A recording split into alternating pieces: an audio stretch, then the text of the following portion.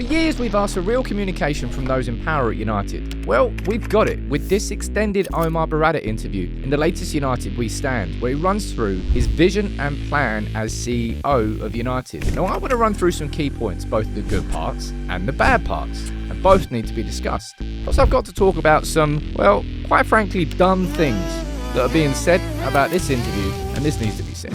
I think it's fair to say there is plenty to talk about when it comes to Omar Berrada's interview that he has had with United We Stand. All right, if you haven't seen it, I'm going to leave the link in the description, right? You can go and grab your own version of this, the latest summer edition of the United We Stand. And what I'm going to do in this video is run through some key points in it, because there's a lot of talk.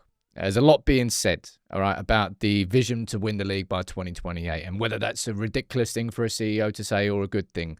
The Cunha and Cantona quotes that are coming out. There's a lot of things I think Omar Berrada's got wrong, but I think there's quite a lot of things that are being said which are just plain weird. I'll be totally honest, right? If you want to, and I would encourage you to, get yourself a copy of this. It's a really good read overall, all right? Now, the first thing I'm going to start with here, and there's no way I'm starting with the positives, because if there's one thing I think that Omar Berrada has failed with in his sort of first, just under 12 months as CEO, I think it's fans. And I think this coming out just before I've recorded this video kind of sums it up. Manchester United introducing match categories this season. There's only 2 games that are Category C. You can see what the prices are for these categories here down there.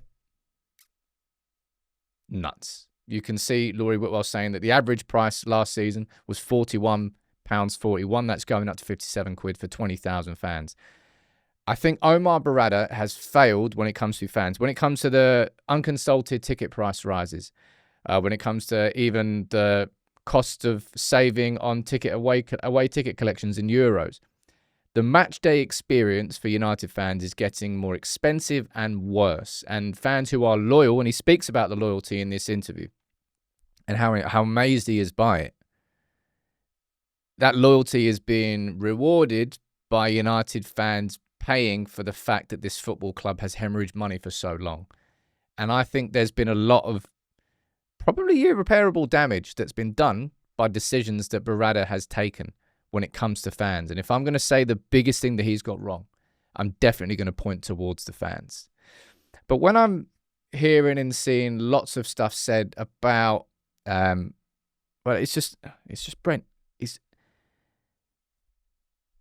Omar Berrada was responsible for hiring Dan Ashworth, when you know full well that was Dave Brailsford. Omar Berrada, I was thinking about, presided over United's worst season ever. Okay, what? It was his fault that we lost the Europa League final. Okay, it was his fault that we finished 15th. And okay, what I would say was partly his fault would be the Ten Hag decision, but that was taken by Jason Wilcox before he came in.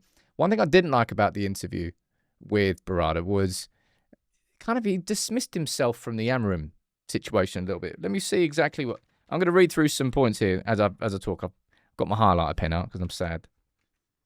This bit here where he's talking about Ruben Amorim. He's saying it was led by the technical people, so that's not my area of expertise.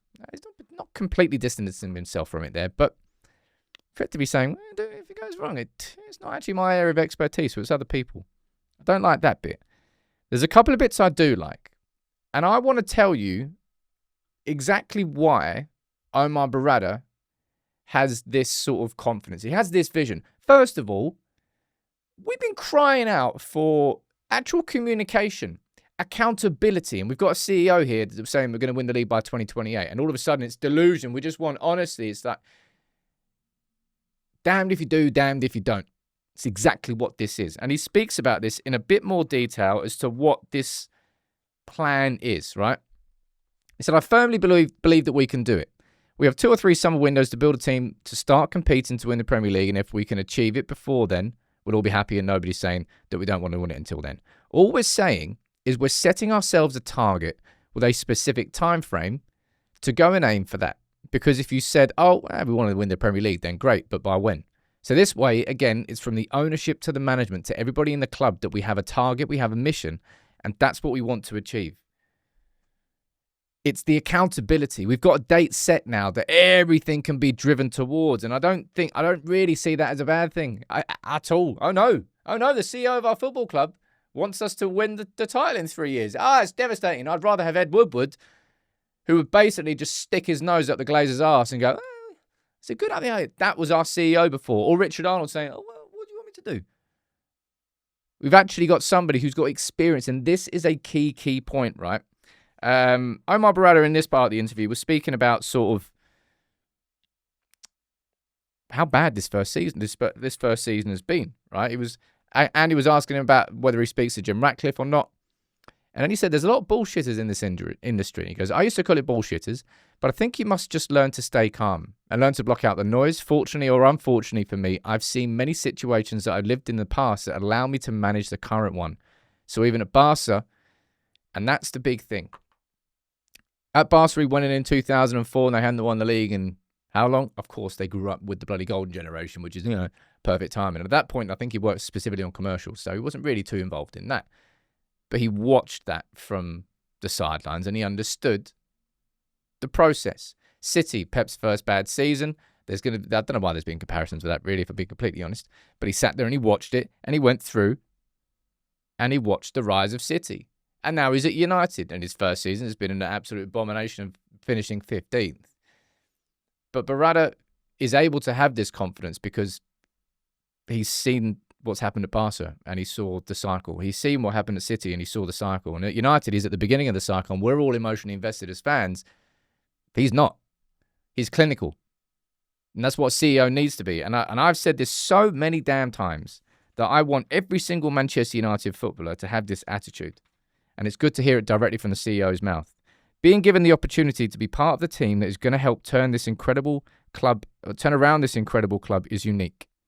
I was not going to let that train pass by. I would have regretted that for my entire life if I said no.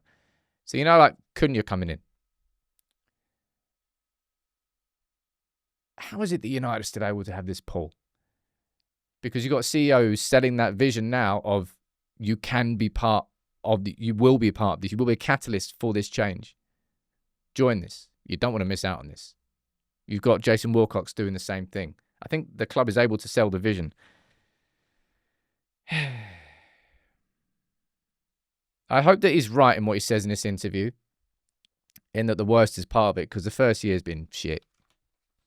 The first year has been ugly, right? We talk about, he's sacked half the staff. And then when you look at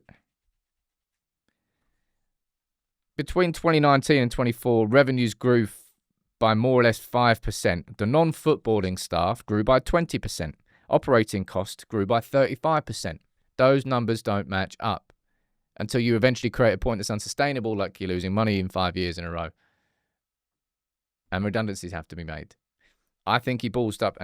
Going back to the redundancy situation, he was speaking about here, because there were two sets of redundancies where staff were told there was only going to be one. And he said this: we didn't foresee at the time that the finances of the club were in such a bad state, and there are many things that you need to manage. I just look at that and go, really? I think they knew about the 2 rounds of redundancies right at the start. I don't think they would have learned something in between the first round of redundancy to go, oh my God, we actually need to do a second round of redundancy. I think the plans were always that. But am I annoyed to hear, or do I think he's put unfair pressure on Cunha by saying he's not said he's Cantona? Well, he said he's Cantona-esque. I think he's going to lift people off their seats. He's got that bit of swagger about him, and people are going to really like it. Dare I say, Cantona-esque. We need catalysts at this club. I hope Berrada ends up being a catalyst. I hope he doesn't just end up being another... Well, he's not a corporate stooge. He's somebody who does have experience in football and the business side of football, and he's done it at Barcelona, and he's done it at City, and he's here at United. Do I trust everything that comes out of this man's mouth? No. Do I trust anything that comes out of any person's mouth in a position of power? No. Do I believe that he actually thinks United could do this? Yes. Do I believe that United's staff is in a better position than they were a year ago? Yes. But there's so much that needs to be proven. As I said, if there's one bit of damaging news, or just decisions that have happened because of Omar Berrada's choices and also Jim Ratcliffe's. It's the damage that's happened with fans. I think a lot of that is irreparable, and I'll be honest, I think it's going to get worse. I think when it comes to the club trying to earn more money, I think fans are going to be a big, big part of that. But if you do get the opportunity, and again, I'll say it one more time, buy yourself a copy of this. Read the full interview. Don't just see a quote that's pulled here, a quote that's pulled there, and it's worth it. We've asked for communication for years, and we've got a 7,500 word interview with our CEO. You can learn a bit more about the plan, learn a bit more about the vision, and why he's got the confidence that United can achieve it. However, year 2 is going to have to be a lot better for Berrada and for United, because a lot of damage has been done.